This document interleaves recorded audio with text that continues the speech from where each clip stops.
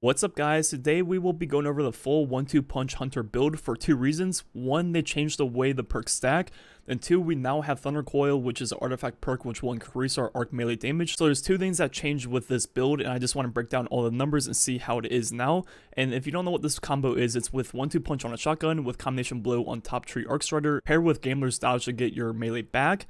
Then it has Lyra's Handshake with that cross counter. Then finally it has now Thunder Coil on your artifact, which goes on your bond and costs 6 energy, as you see right here. So first looking at all the individual perks and seeing what they did. First looking at the base melee damage on Greg, it's 4903. Now with cross counter, I believe, looking at what that does, before it was a 3x damage increase, and now it still is the exact same 3x damage increase, so nothing changed there. Now with 1-2 punch, same thing, it's going to be a 3x increase, which it was before and still is, so nothing changed with that. Still that 3x melee damage. And finally, the last perk of the old build was Combination Blow, where you get it up to ×3 by getting an arc melee kill, dodging to get your melee back, and doing that over and over again.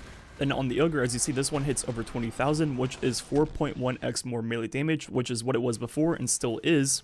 So once again, nothing changed there, but before all these stacked and multiplied against each other to equal a total of 36.9x melee damage. And since all these different combinations pretty much killed Greg from full health, I actually decided to go to last switch raid and test on this boss. Looking at the base melee damage, it's 1563.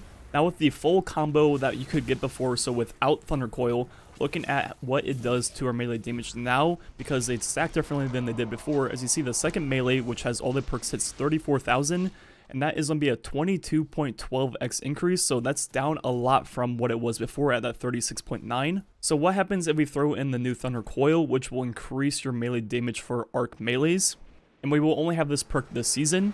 Looking at what it does on Greg, it's going to be a 1.5x increase, so a 50% buff to your melee damage, which is pretty good, and is a new 50% buff we could not get before. So now going back to the raid and doing the exact same combo now with Thunder Coil, which we couldn't get before, and seeing what that does.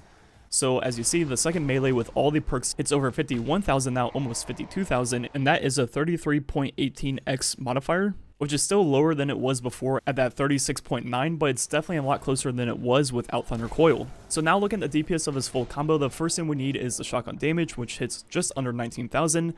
Then before, like we showed, the base melee damage on Greg is 4903, and just doing the math, without Thunder Coil, we should be hitting that number and the bottom number for our two melees.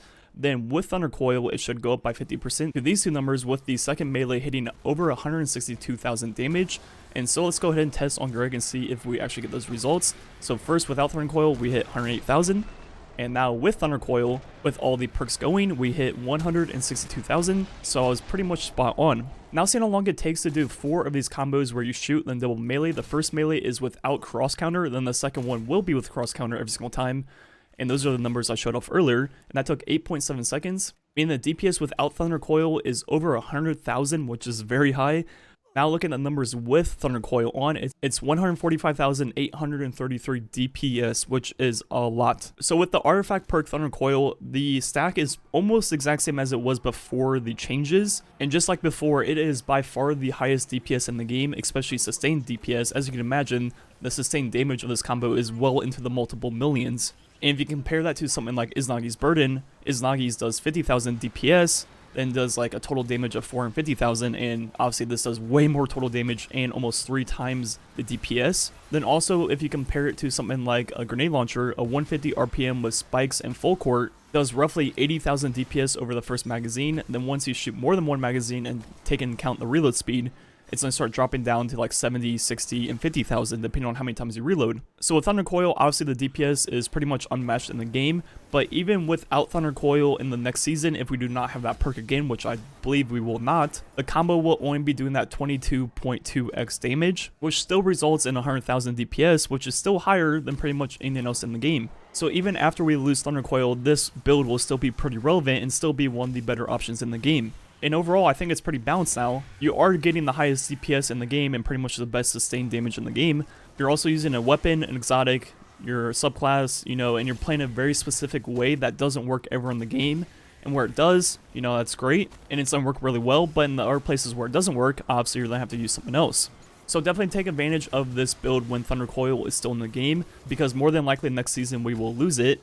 And like I said, at that point, it'll still be a very good build. It just won't be as strong as it is right now. Anyways, there's a lot going on in this video. I hope you guys learned a little bit about this build and how it works now after the changes. Do you still think this build will be relevant after Thunder Coil is gone? I think it will be, but I'd like to hear what you guys think about that. Anyways, that's gonna be all for the video. Thanks for watching. Catch you guys next time.